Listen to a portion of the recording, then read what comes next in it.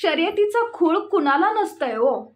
नाव माहीत नसतात तरी रात्र रात्र जागून आपण फॉर्म्युला 1 बघतो.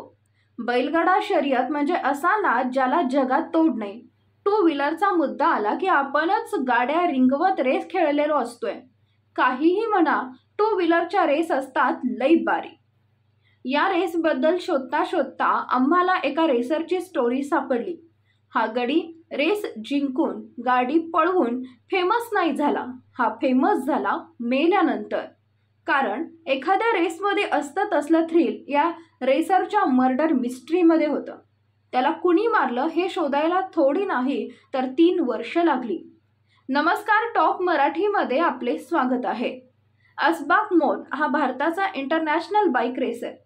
बराच काळ दुबईत घालवल्यानंतर तो भारतात बँगलोरमध्ये स्थायिक झाला. चांगलं करिअर, प्रॉपर्टी आणि सुमेरा परवेज नावाची बायको, असं वरून वरून पाहिलं तर असबाकचं आयुष्य निवांत वाटणारं होतं. 2018च्या ऑगस्ट महिन्यात जैसलमेरमध्ये एक रेस होणार होती. असबाक या रेसमध्ये भाग घेणार होता. रेसचा ट्रॅक पाहण्यासाठी आणि त्याची रेकी करण्यासाठी तो संजय कुमार, अब्दुल साबिक आणि विश्वास एसडे यांच्यासोबत जैसलमेरला गेला. ट्रॅकची रेकी केल्यानंतर असबाक प्रॅक्टिससाठी गेला.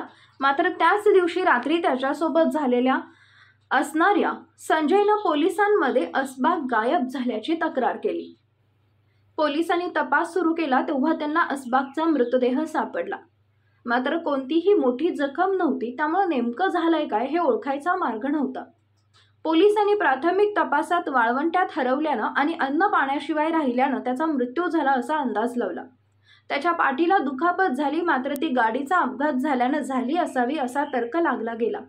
त्याच्या बायकोकडे चौकशी केली तेव्हा तिनं सांगितले की माझा कुणावर संशयही नाही.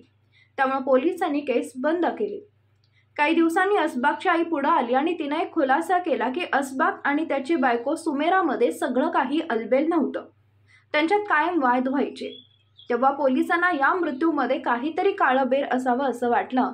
त्यांनी पुन्हा फाईल उघडल्या, तपास सुरू केला. पोलिसांनी पुन्हा पोस्टमॉर्टम रिपोर्ट पाहिला तेव्हा असबाकच्या पाठीचं हाड मोडलं होतं. या गोष्टीला त्यांचं लक्ष वेधलं. हा मोडण्याचं कारण अपघात असं नमूद केलेलं असलं तरी गाडी मात्र स्टँडला लावलेली होती. गाडीला हेल्मेट तसंच होतं आणि गाडीवर साधा ओरखडाही आलेला नव्हता. भूक लागून मेला म्हणायला पोटात अन्नही सापडलं. आता तपासाला वेग आला. त्यात त्याच्या बायकोचा अफेअर असल्याचं समोर आलं. त्यामुळे चक्र आणखी वेगानं फिरली. पोलिसांनी तिला चौकशीसाठी बोलावलं पण तिनं यायला नकार दिला. त्यामुळे पोलिसांचा संशय बळावला. तेव्हा सगळ्यात आधी निशाण्यावर आले असबाकच्या सोबत असलेले त्याचे मित्र. त्यातल्या दोघांना पोलिसांनी ताब्यात घेतला आणि 2021 मध्ये तब्बल 3 वर्षांनी असबाकच्या हत्येचा उलगडा झाला. त्याच्या हत्येची सुपारी दिली होती त्याच्या बायकोनं. तिचं नीरज नावाच्या एका व्यक्तीसोबत अफेअर होतं आणि या दोघांचा डोळा होता असबाकच्या दुबई आणि भारतातल्या प्रॉपर्टीवर. जेव्हा असबाक गाडी चालवत होता तेव्हा संजय कुमार त्याच्या पुढे होता, तर विश्वास मागं जाता जाता ते थांबले आणि त्यांनी असबाकच्या मणक्यावर वार केला, तर त्याचं तोंड रेतीत खुपसलं, ज्यामुळे त्याचा गुदमरून मृत्यू झाला. पुढे पोलीस तिथं तपास करण्यासाठी आले तेव्हा संजयनं असबाकचा मोबाईल उचलला आणि त्यातले सगळे पुरावे नष्ट केले. प्राथमिक तपासात रक्ताचा थेंबही गळाला नाही, त्यामुळे हत्येचा संशय आला नाही आणि असबाकच्या गाडीचा अपघात झाल्याचं कारण चपखल बसलं. साहजिकच पोलिसांनी फार तपास न करता केस बंद केली. मात्र जेव्हा असबाकची आई पुढे आली तेव्हा पोलिसांच्या तपासाला दिशा मिळाली. संजय कुमार, विश्वास, असबाकची बायको आणि आणखी 2 जणांवर गुन्हे दाखल झाले. आपल्या नवऱ्याची सुपारी त्यांच्याच मित्रांना देण्याचा मास्टर प्लॅन सुमेराचाच होता. मात्र जेव्हा ती पोलिसांच्या रडावर आली तेव्हा तिनं कल्टी मारायचं ठरवलं. ती पोलिसांना गुंगारा देत राहिली, पण मे 2022 मध्ये तिला पकडण्यात तपास करणाऱ्या तुकडीला यश आलं. खून करताना असबाकचं रक्त वाहिलं नव्हतं, तर त्याचा खून गळा दाबूनही झाला नव्हता, तर वाळवंटातल्या रेतीत तोंड घालून त्याला मारण्यात आलेलं, तेही त्याच्याच मित्रांनी.